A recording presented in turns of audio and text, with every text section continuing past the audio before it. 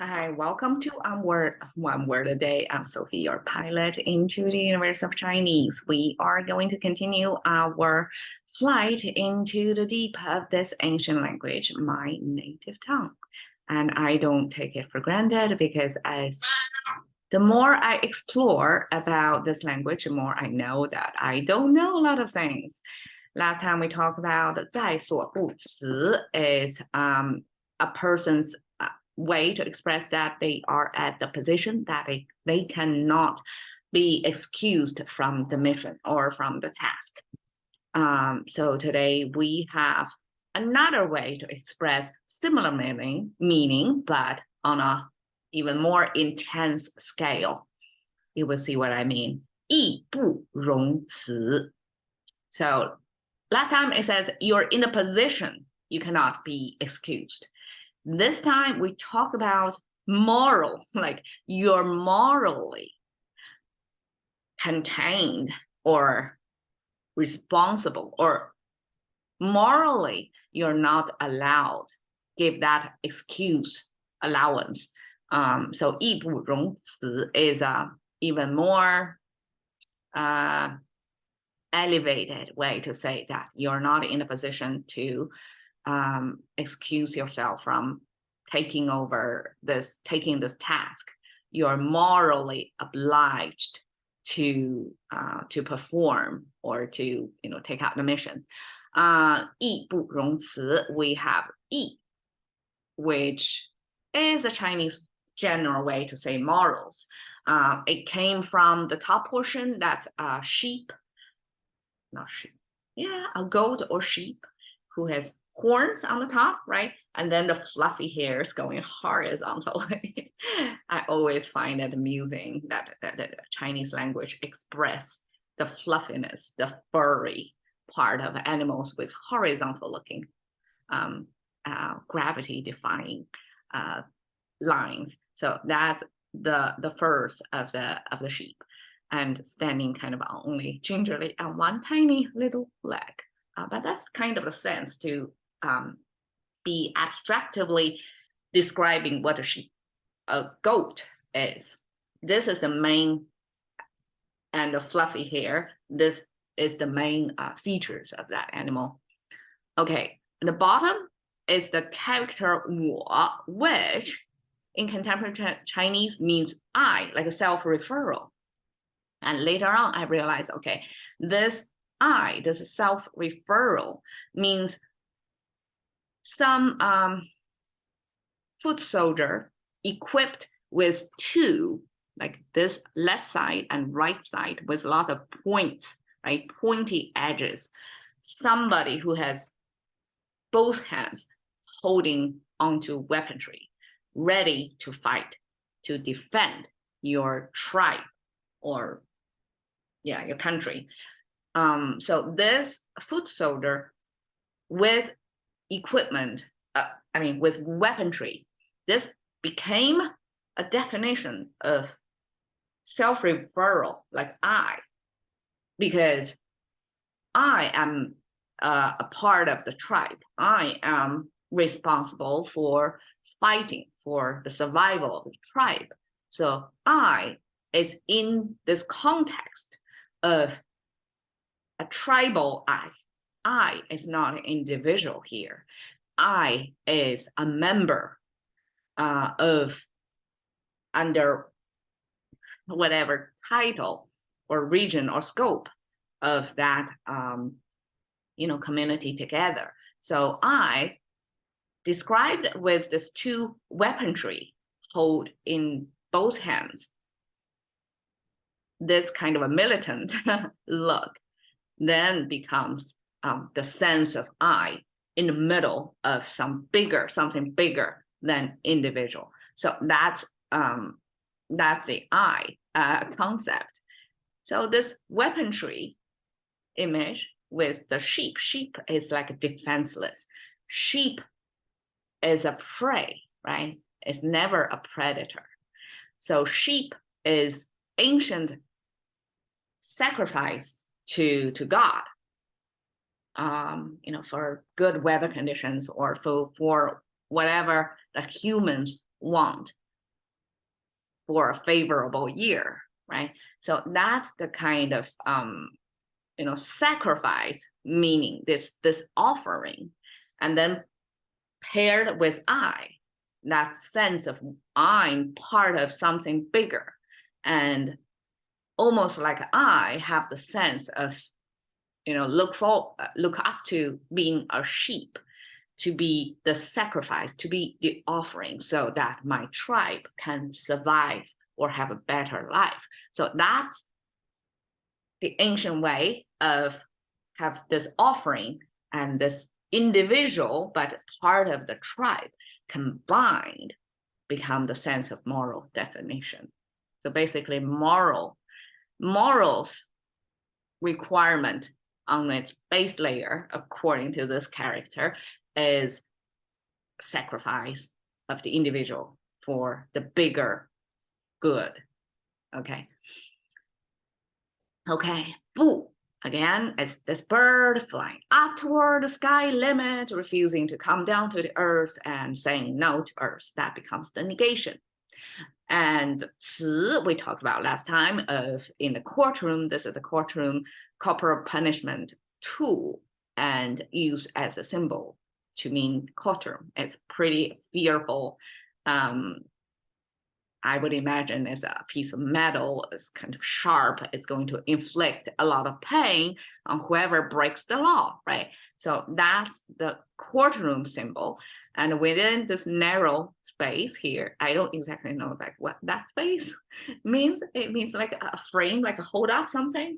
And this something, this two circular thing connected with a line could be viewed as a baby.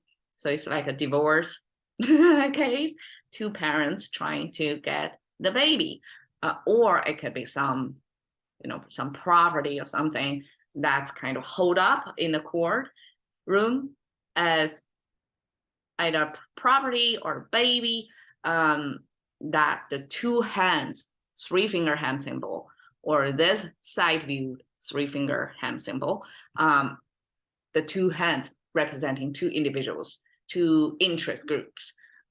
They try to fight over this baby or property thing in a courtroom. So that's the origin of 辞.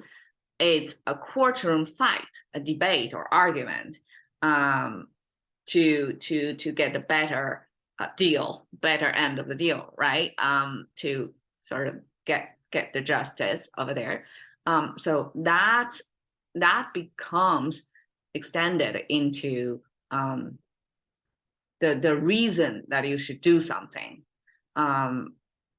辞 is almost like oration, public speaking, formal speaking in a courtroom to present your case, right? So that 辞 eventually extended into speaking, very well elaborate speaking, logical speaking, and then that logic then extended into that's the reason you should do something.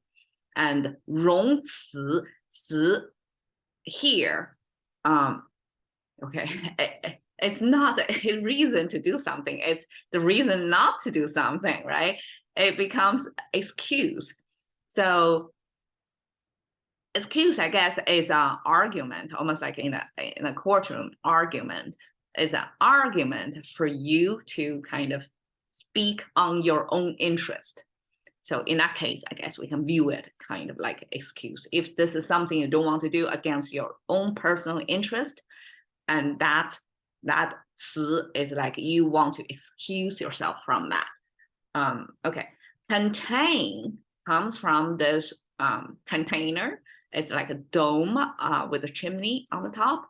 That's a domestic space. And we can see that, right? It's kind of shelter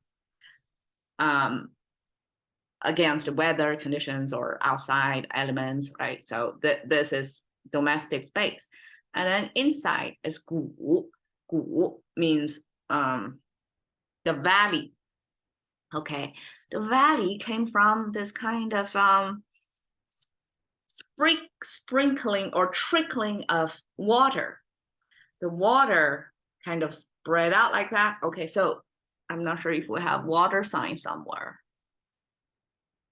We don't have water sign in recent episodes, but water signs are long continuous, like a river flowing, long continuous lines.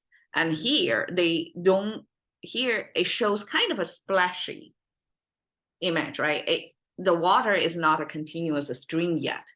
So that's like the beginning of formation of a river, right? It's like thousands of strands of little trickling come together to form a solid body of river. But this is the beginning of the river. And this is the mouth symbol, kind of the opening to show it's the opening. So we can imagine this is the valley means between two mountains at least, right? Two high, tall standing structures there. And then the water start to form and trickling down from the mountains. And then at the entrance, like at the opening, wide opening mouth of the, it looks like a mouth of the mountain, right? There's an opening over there. And that's the definition of container. So not container, the valley. So the valley and this domestic dome space, both of them kind of mark, the dome kind of mark the upper bound of the space, right? And the valley is catches all, like a catch the trickling down of the beginning, like a baby streams, right? This valley is the lower end, the lower bound of the space of, you know, the entrance of, not the entrance, but the lower ground between mountains. So that's what valley is, right? So between two mountains, the lower ground is the valley definition. So this valley is the lower bound of this space. So we have the dome, we have the valley combined together. That means something in the middle. That means, well, this action of containing with both the lower end specified or compared to as the valley and the dome of this upper bound of containing in a space. So 义不容辞 is another way to say you have moral obligation that you cannot contain your own excuse. Like you cannot find excuse not to do something because you have moral obligation. So that's 义不容辞. And oftentimes this is not one entity, the job assigner to the other entity to tell them you do this, you're 义不容辞, you cannot excuse yourself, you have to do it. But this is some person would say to themselves or to the task assigner that I have moral obligation, that 义不容辞, I need to take on this challenging task, something like that. And I show here a picture of, I don't exactly know where, but it looks like a temple and with a dragon. I just find it a very delicate carving of this sculpture wrap around this pole. And you can see very delicate, I don't even know what that is called, antennas? It's not antennas.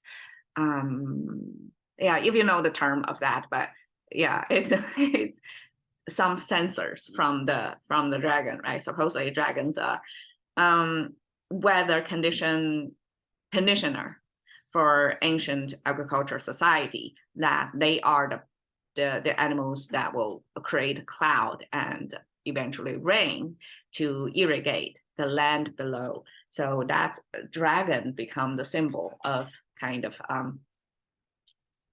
the auspicious. A lot of times it's auspicious because it brings the rain, it brings irrigation.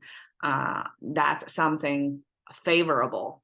But dragon later on become this royalty symbol that the emperors back then would self-referral themselves as the son or the offspring of dragons, because they're kind of the controlling power of that region, the livelihood of the people out there, right? So naturally, you want to compare themselves to the weather conditioner that have massive power over the local people.